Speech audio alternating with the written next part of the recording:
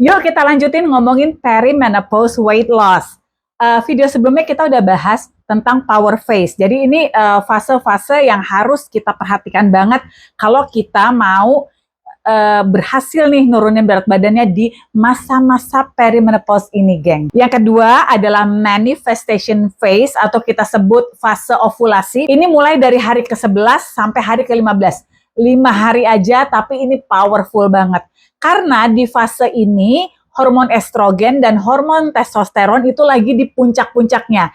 Kalau di sebelumnya di power phase itu kan estrogen mulai naik itu di hari ke-8 kan. Nah, di hari ke-11 sampai ke-15 ini udah di puncak, gengs. Makanya karena estrogen dan testosteron lagi di puncak-puncaknya, di 5 hari ini kita kondisinya tuh lagi oke-okenya banget. Penampilan kita secara fisik dan secara mental tuh juga lagi di on the top of the hill banget. Terus karena testosteronnya juga lagi di puncak banget, kita tuh jadi centil banget, gengs, ke pasangan. Karena di fase ini tuh libido kita tuh lagi naik. Karena estrogen tinggi, jadi kulit kita tuh lagi cakep-cakepnya, gengs. Kan kalau yang di power phase itu di hari ke-8 ketika dia sudah mulai naik gitu, udah mulai kan kulit kita tuh kelihatan membaik. Nah, di fase ini itu lagi kece-kecenya, lagi kenyal banget, pokoknya supple banget. Tulang dan ligamen itu juga elastis banget. Jadi kecil kemungkinannya untuk getting injured selama kita latihan atau kalian nge-gym. Jadi kalau mau workout gila-gilaan, hajar, gengs, di fase ini. Mood kita di fase ini tuh juga lagi oke-okenya. Jadi kalau ada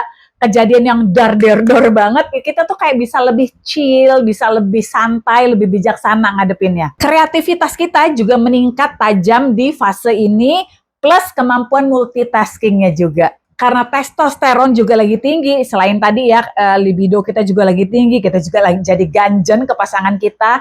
Kita tuh juga ngerasa lagi powerful banget di fase ini, lagi ngerasa strong banget, kuat banget ya di 5 hari ini. Badan juga energetik banget, makanya kalau misalnya buat kalian yang nge-gym, otot itu lebih mudah terbentuk di fase ini. Fase ini, manifestation phase ini adalah fase penting, fase yang tepat buat kalian kalau mau naikin strength trainingnya. Kalau misalnya kalian yang rajin workout atau nge-gym gitu ya, buat yang bisa. Kalau madam kan udah nggak bisa ya, jadi forget it. Fasting yang dianjurkan di fase ini adalah antara 13 sampai 15 jam. Jangan lebih ya, karena fokus kita adalah bagaimana caranya menguraikan si hormon-hormon ini yang akan diuraikan oleh liver dan juga usus sehingga bisa digunakan oleh sel-sel tubuh kita. Karena hormon estrogen yang tidak terurai dengan baik itu dia bisa mengarah atau menyebabkan penyakit kanker hormonal. Contohnya kanker payudara misalnya, atau bisa juga membuat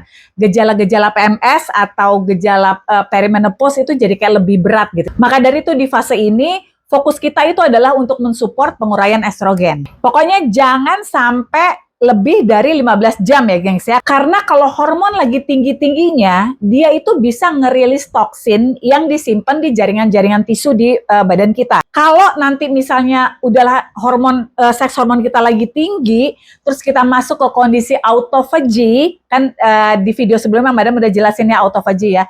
Kalau kita hormon lagi tinggi, kita masuk ke kondisi autophagy, itu nanti jadi ada di tubuh itu jadi muncul detox symptoms kayak misalnya brain fog, mual, muntah-muntah, anxiety, sakit-sakit otot. Jadi rumusnya itu ya, jangan lebih dari 15 jam. Pokoknya antara 13 sampai 15 jam. Makanan, sekarang kita ngomongin makanan ya. Fokus makanannya adalah hormon feasting. Jadi kita kasih makan apa yang dimauin sama si hormon. Kita fokus ke protein tinggi, lemak sehat, sama karbohidrat itu boleh sedang atau rendah. Jadi doesn't really matter. Protein ya sumbernya kan ya sama lah kayak sebelum-sebelumnya. Ayam, ikan-ikanan, ya kan, salmon.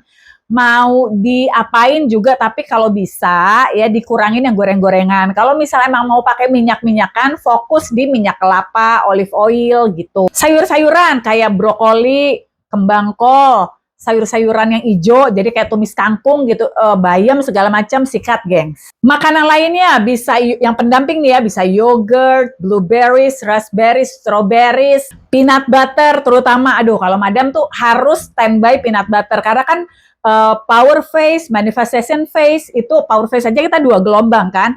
Terus manifestation phase itu juga butuh peanut butter juga. Kalau peanut butter, madam itu bikin sendiri, geng. Sekarang kan kita bisa kontrol isi-isinya ya. Kalian kalau ada yang mau ikutan PO, DM aja, nanti madam kasih link untuk PO-nya, oke? Kalian banyak ternyata yang belum tahu, aduh madam aku tuh ada di fase yang mana, karena udah lama banget gak haid gitu. Bisa, geng, tenang aja.